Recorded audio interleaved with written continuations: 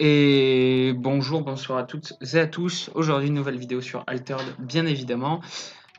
Nouveau replay commenté. Donc, la dernière fois, j'avais commenté un replay où je jouais donc Ordis, donc bien aggro. Là, j'ai décidé de refaire une vidéo, de retester le deck Mecha pour un gameplay, bien sûr, un peu plus contrôle. Vous voyez les bugs d'image absolument dégueulasse. Mais si vous jouez sur Board Game Arena, vous aurez certainement les mêmes bugs que moi, mais vous inquiétez pas, ça n'empêche pas de jouer et de profiter du jeu, bien sûr. Alors, donc pour cette game, donc j'ai joué Mecha, j'ai vu que le mec en face jouait Bouddha, donc token compagnon quand il est premier, du côté droit, beaucoup de pression, et tout, des grosses cartes, des gros boosts, mais pas forcément beaucoup de swarm. Donc c'est là-dessus que je vais essayer de m'orienter et essayer de le baiser. Donc j'ai une très bonne main de départ, c'est-à-dire que j'ai Maruche des Scarabots, donc la carte qu'on veut absolument dans le deck, on veut absolument l'avoir. J'ai ce monsieur qui a de très bonnes stats pour un T2 et qui peut placer une carte en réserve, et la carte qu'il peut placer en réserve, c'est lui qui a un T1, donc bam, tu le places en réserve, tu peux le jouer, donc T1, tu peux avoir un 1-3-3 et un 2-2-2 sur ton board, donc c'est exceptionnellement fort. Les cochons sont très forts en late game, mais malheureusement, je vais devoir les séparer d'eux, parce que c'est plus pertinent d'avoir ça, en fait. Ça te donne plus de recovery. Ce permanent peut être très bien quand tu veux piocher les trucs qui t'intéressent, mais le truc qui m'intéresse, MDR, j'ai déjà à main. Et lui, il a 0 en stat haut, il a 3 en stat plante, c'est bien, mais il a 0 en stat haut. J'ai déjà un game plan en fait, j'ai déjà un meilleur truc à faire avec ma main. Donc, ça dégage, bien sûr, ça dégage. Voilà. Donc, euh, Donc voilà. Ah oui, voilà, c'est ça que j'essayais de dire. Euh, Normalement, en fond, j'ai essayé de mettre une petite musique de fond, petite musique Yu-Gi-Oh! Voilà, on va se faire strike, je vais me faire strike, c'est un plaisir. Alors que j'ai littéralement un abonné, 3 vues en moyenne. Je suis inexistant sur YouTube, mais je sais pas si je vais me faire strike ou pas, en vrai, je m'en bats les couilles.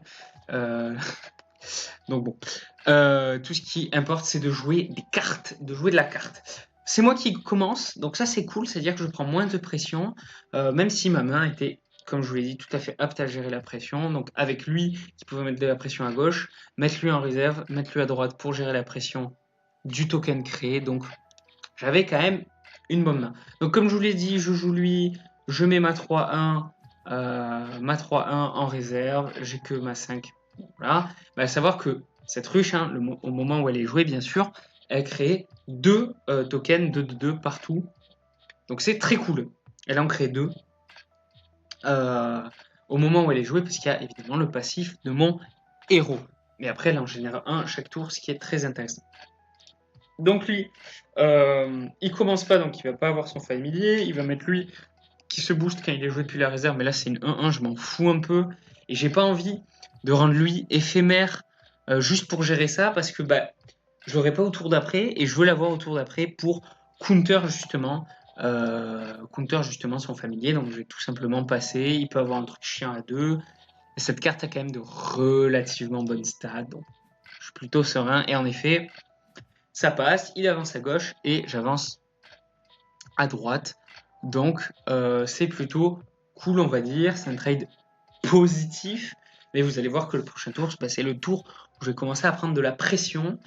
Il a une carte de plus en main. Donc moi, je vais devoir dégager quelque chose. En fait, le hub est super intéressant ici. Pourquoi? Parce que au moment où il va être joué, il va me permettre de générer un jeton. Donc pour 3, je vais générer un jeton. Je vais avoir 4 mana sur ce tour-là parce que je vais évidemment mettre quelque chose en mana. Donc il va me générer un jeton qui va pouvoir counter le familier. Je peux jouer lui à 1 pour counter autre chose.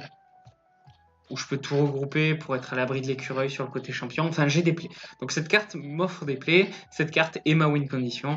Donc cette carte qui est moyennement utile dans le mana, même si dans le match-up, même si en fait, s'ils jouent pas de permanent et renvoyer en réserve un personnage qui a des coups de 4 ou moins, souvent ils ont des coups à 4, ils peuvent même avoir des coups à 5.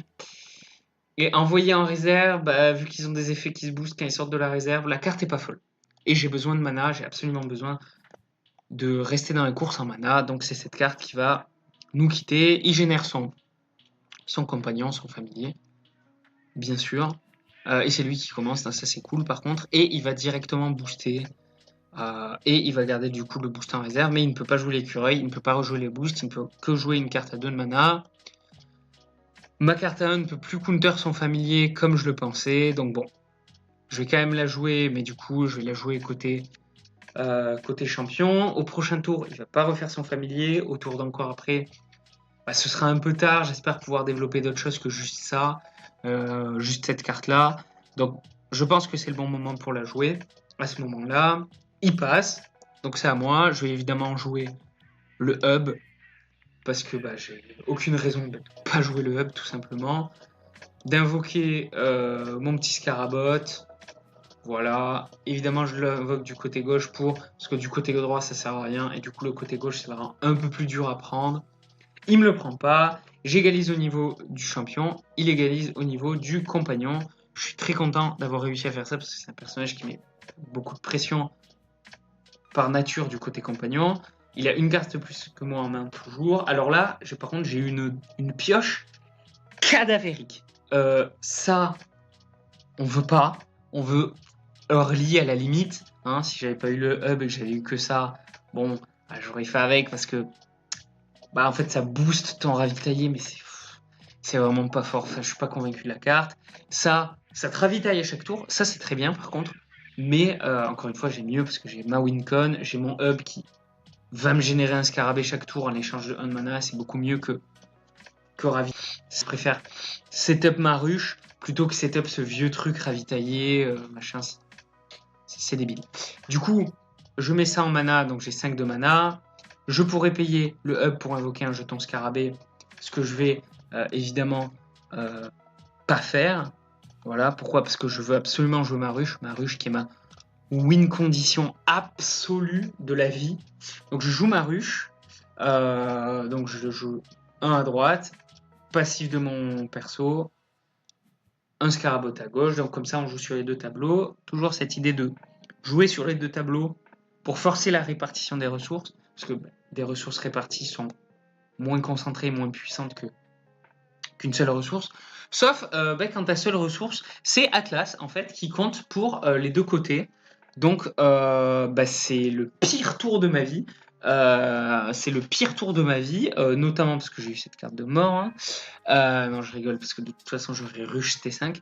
Donc, c'est le pire tour de ma vie, parce que là, Atlas, il va arriver, il va gagner sur les deux tableaux, littéralement. Donc, il va faire avancer champion et compagnon. Donc, on est goldé. Hein.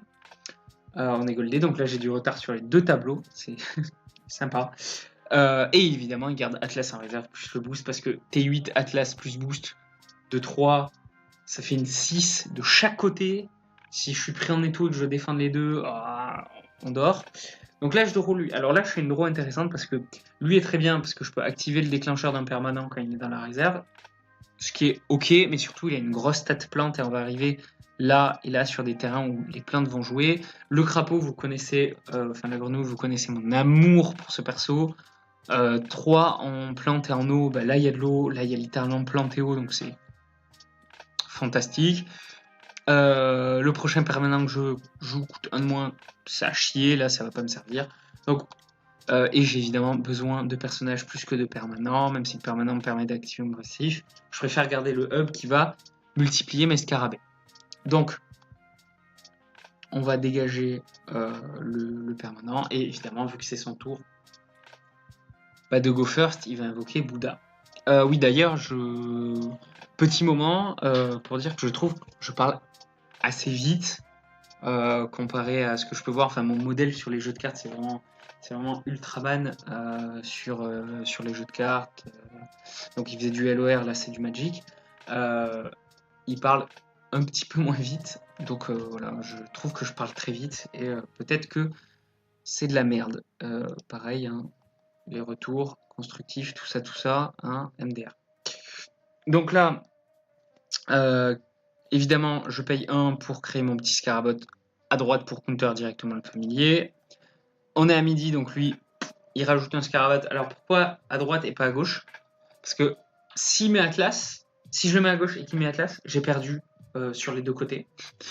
Et bon, il n'y a plus qu'un mana certes, mais moi, je pourrais pas sauver les deux côtés en fait. Donc ce sera deux Scarabots à droite.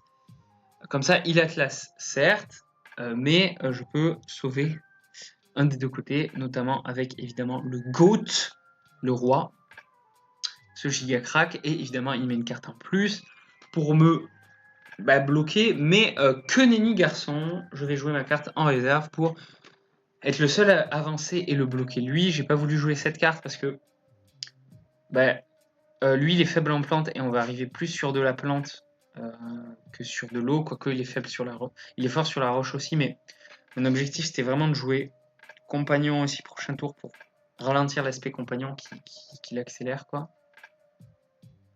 Donc là on passe. J'avance côté compagnon, je me mets à son niveau, mais lui il avance côté champion et j'ai une case de retard. On souffle. Globalement on souffle. Je pioche, alors je pioche un autre lui et ça. Bon, ça, c'est pas la réserve, c'est beaucoup trop faible, même si lui est pas excellent. Pas d'excellent draw pour l'instant, pas des draws qui donnent le smile, mais évidemment, vous connaissez la chanson. On coste un mana pour invoquer un Scarbot côté compagnon. Il est midi, j'en invoque un côté champion, donc comme ça, toujours de la pression des deux côtés. Cette fois, il n'a plus Atlas. Et je peux jouer lui qui est fort en plante pour me garantir un 5 en plante. Lui, il veut jouer l'eau, donc il va avoir un 2 en haut, donc on est à égalité. Moi, évidemment, je joue le roi de grenouille, mais de l'autre côté, pour avoir de l'eau de l'autre côté, et toujours mettre la pression et essayer d'avancer x2 des deux côtés. Et là, il joue une très bonne carte, qui, quand elle joue de la réserve, gagne de boost, et qui est une 3-1-1. Donc des stats très solides, pour me bloquer, en fait. Sauf que il va rejouer boost sur la 3-1-1, il me semble. Voilà. Pour, en plus de me bloquer, gagner et piocher une carte. Parce que la carte est vraiment excellente en fait. Et là, j'avance. Bon. Mais lui, je dois défendre des deux fronts. Et moi, je suis encore loin de la victoire. Et là, il fait une erreur. C'est-à-dire que là, pour moi, prochain tour, on allait être T8. Et pour moi, il devait clairement garder ce monsieur plus un boost. Parce que ce monsieur plus un boost, ça fait que c'est une 3-1-1 qui passe en 5-3-3. Plus 3 boosts, donc qui passe en 8-6-6. Et il met ça d'un des côtés. Comment je rivalise en fait. Surtout qu'au prochain tour, je crois qu'au prochain tour, c'est lui qui va commencer.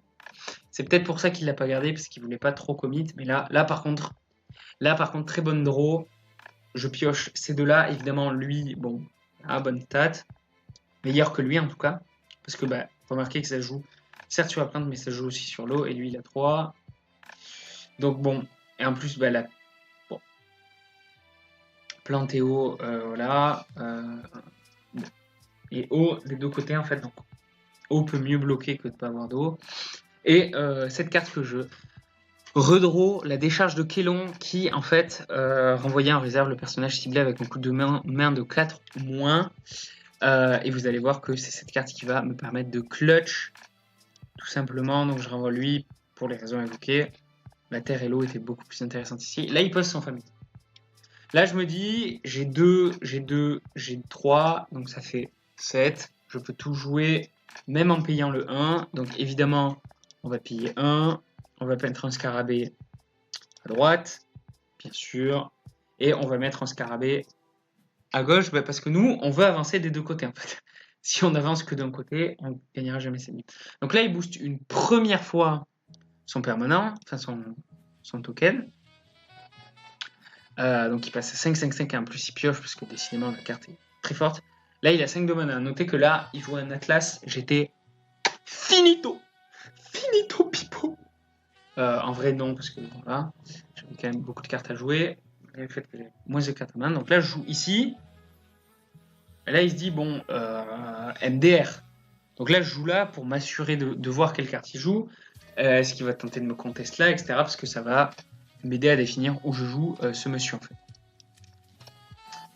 Il a rien à contest, en fait il va juste double boost sur son élémentaire, donc ça lui a coûté 6 de mana, hein, cette histoire, retenez bien. Sauf que son élémentaire c'est un token. En fait le truc drôle avec les tokens, c'est qu'ils sont considérés comme un coût à 0. Alors moi qu'est-ce que j'ai fait? J'ai voulu jouer lui, mais après je me suis dit que j'allais jouer, parce que lui, il me semble que tu es obligé de mettre la carte. Je crois que tu ne peux pas skip l'effet, donc c'est pas comme vous pouvez. Là, t'es obligé, je crois que tu peux pas skip l'effet. Et j'avais pas envie de lui montrer la décharge. Parce que imagine, je lui montre, il me la défausse ou quoi, ou machin, avec une carte à 2. Ou il rebooste, enfin bref, c'est une dingue. Donc, je décide quand même de balancer le spell direct. Et en fait, c'est 4 ou moins, mais sachez que les tokens sont considérés comme ayant. Sont considérés plus ou moins comme des personnages, parce que les sorts qui marchent sur les personnages marchent sur eux. Parce qu'envoyer en réserve le personnage, ça va marcher, vous allez voir. Et les tokens sont considérés comme avec un coût à 0. Règle très importante pour la carte, par exemple, attaque du Kraken. Donc, je lui dégage. Il a perdu littéralement 6 de mana, gratuitement. Et là, je gagne sur les deux tableaux, en fait. Et là, c'est lui qui doit absolument m'empêcher de gagner sur un des tableaux. Ce qu'il va essayer de faire avec son éphémère. Donc là, il m'empêche de gagner, sauf que évidemment, j'ai gardé l'élémentaire de Kélon. Et sur quel terrain on se bat? Oh, sur le terrain de l'eau. C'est-à-dire que si j'avais gardé un autre comme ça, je gagnais pas de suite. Et il avait énormément d'avantages. Enfin, même lui, il gagnait de suite parce qu'il avançait. Mais vu que j'ai gardé l'élémentaire de Kélon, parce que je savais qu'on allait se battre sur l'eau, et que là, c'était que la plante, et que j'en avais déjà un, donc je pouvais le garder ici, j'ai fait un très très bon choix sur mon dernier tour de mise en mana. Je joue l'élémentaire de Kélon, il a plus de mana, je gagne sur les deux côtés et je finis par gagner la game. Cette fois, pas d'histoire de mort subite ou quoi que qu'est-ce. Donc voilà pour cette game commentée avec le retour des mechas, avec une musique de fond, avec des petites choses. Pas de mort subite, mais une victoire à l'arraché qui était quand même très belle. Et évidemment, j'ai mis GG à mon adversaire. Je vous invite, évidemment, si vous rejoignez ce site pour jouer Altered ou tout autre jeu, d'évidemment toujours être cordial avec son adversaire, au moins par écrit, même s'il peut vous énerver, qui joue un deck de con, qui joue un deck de merde, qui vous high roll, qu'il a de la chance et pas vous. Énervez-vous seul dans votre coin en parlant, mais n'écrivez pas de messages insultants. Voilà, passez une très bonne journée. Je dis passer alors que évidemment mes vidéos font en moyenne 3 vues et que je sais que j'ai qu'un seul abonné. Donc si c'est l'abonné qui regarde cette vidéo, passe une très bonne journée spécifiquement. Et au plaisir de vous te croiser sur Board Game Arena pour partager des games de Altered, ce TCG qui est tout simplement incroyable. Bonne journée.